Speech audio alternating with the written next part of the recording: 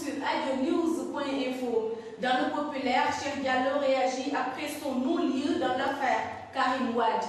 En effet, l'ex-bras droit de Karim Wade a été blanchi par la commission d'instruction de la Cour de répression d'enrichissement illicite.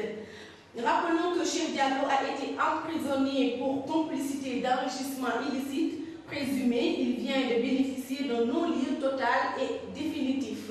Le quotidien titre dans sa une que Karim Wade sera jugé dans 2 mois. Dans le journal, Babacar Gaye, porte-parole des libéraux, déclare que depuis le début, l'État s'est organisé pour juger et emprisonner un détenu politique.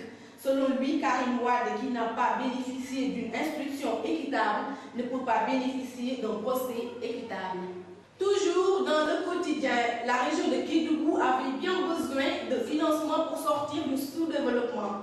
Après évaluation, les besoins coûteraient 192 milliards de francs CFA pour le financement de l'ensemble des projets et programmes de développement. C'est lors du conseil interministériel hier que le Premier ministre Aminata Touré a annoncé que 109 milliards sont disponibles et certains des projets sont en cours. Ouf de soulagement pour les Casamançais. Les journaux nous informent qu'après 3 mois de grève, les transporteurs sénégalais viennent de lever le barrage qui faisait faire aux Casamançais le tour par Tambacounda pour éviter le bac de Farafenni. Un véritable insolite à la une du populaire. Un boucher déverse une bassine de bouse de mouton sur un policier. Ouais. Étonnant, mais vrai. Selon le quotidien, les 32 000 tonnes espérées cette année pour la campagne cotonnière au Sénégal n'ont pas pu être atteintes. Seules 28 000 tonnes ont été récoltées, soit un gap de 4 000 tonnes. Dans l'Observateur, les bailleurs de l'État du Sénégal réclament 20 milliards de francs CFA.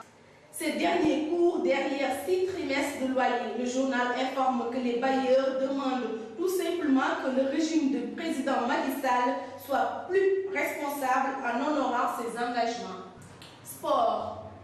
La délégation générale de la protection sociale et à la solidarité nationale a apporté des éclairages dans le quotidien sur l'affaire de la meneuse de l'équipe nationale féminine de basket, blessée lors de la dernière édition de l'Afro-Basket à Maputo. Lutte, le dernier face-à-face entre Zos et Guigui a fini hier dans la cacophonie. Avant que les 2 lutteurs ne prennent la parole pour le dernier choc verbal, le présentateur Malik Thiandoum a mis un terme à l'événement, car il n'y avait plus d'éléments de force de l'ordre dans la salle. Ces derniers ont quitté la salle à minuit. Les détails sont dans l'Observateur.